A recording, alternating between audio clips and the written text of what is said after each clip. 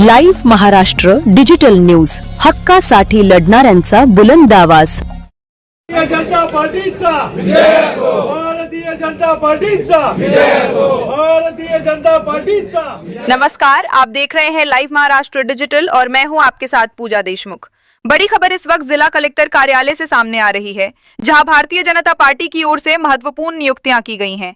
Bharatiya Janata party के जिला परिषद गठनेता पद पर दिलीप राव देशमुख को नियुक्त किया गया है।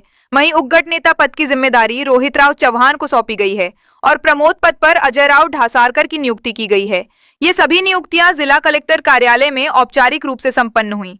इस मौके पर जिला परिषद के नवनिर्वाचित सदस्य बड़ी संख्या में मौजूद रहे।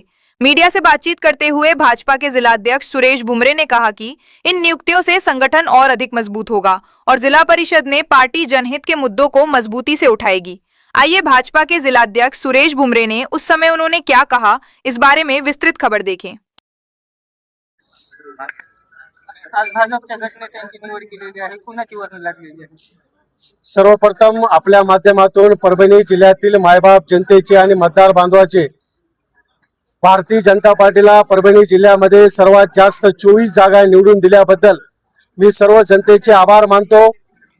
भारतीय जनता पार्टीच्या जिल्हा परिषद गटनेतेपदी दिलीपरावजी देशमुख यांची निवड भारत देशाचे कर्तव्यदक्ष पंतप्रधान आदरणीय मोदी साहेब, महाराष्ट्र राज्याचे मुख्यमंत्री आदरणीय देवेंद्रजी फडणवीस साहेब, भारतीय जनता पार्टीचे प्रदेश अध्यक्ष आमदार रवींद्रजी चव्हाण साहेब, प्रभारी निवडणूक प्रभारी चंद्रशेखरजी बावनकुळे साहेब, जिल्ह्याच्या सन्माननीय पालकमंत्री माननीय नामदार मेघनादिदी बोर्डीकर साकोरे, निवडणूक प्रमुख माजी आमदार रामप्रसादजी बोर्डीकर साहेब, गंगाखेडचे आमदार रत्नाकररावजी गुट्टे साहेब, माजी आमदार सुरेशरावजी वरपुडकर साहेब, माजी आमदार सीतारामजी गंधाड मामा यांच्या मार्गदर्शनाखाली सर्व एकमताने आणि जिल्हा परिषदच्या सर्व सदस्याच्या एकमताने दिलीपरावजी देशमुख यांची जिल्हा परिषद गटनेतेपदी निवड करण्यात आलेली आहे।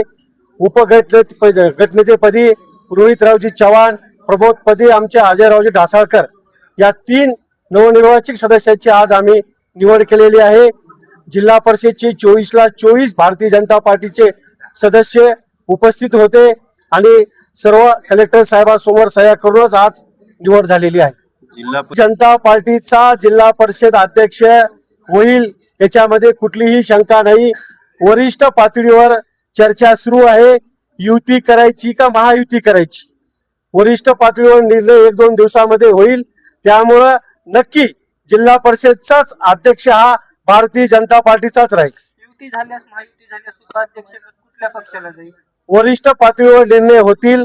सध्या मी काही सांगू शकत नाही, तुम्हाला एवढंच सांगतो की भारतीय जनता पार्टीचा जिल्हा परिषदचा अध्यक्ष होणार म्हणजे होणार। जिल्ह्यातील किती पंचायत समितीवर भाजप स्वबळावर सत्ता स्थापन करत आहे? जिल्ह्यातील 9 पैकी 5 पंचायत समितीवर भारतीय जनता पार्टीचा झेंडा फडकेल। तिथल्या गटनेत्यांची निवड झालेली आहे? गट नेत्याची निवड येत्या 1-2 दिवसामध्ये होईल पंचायत समितीच्या।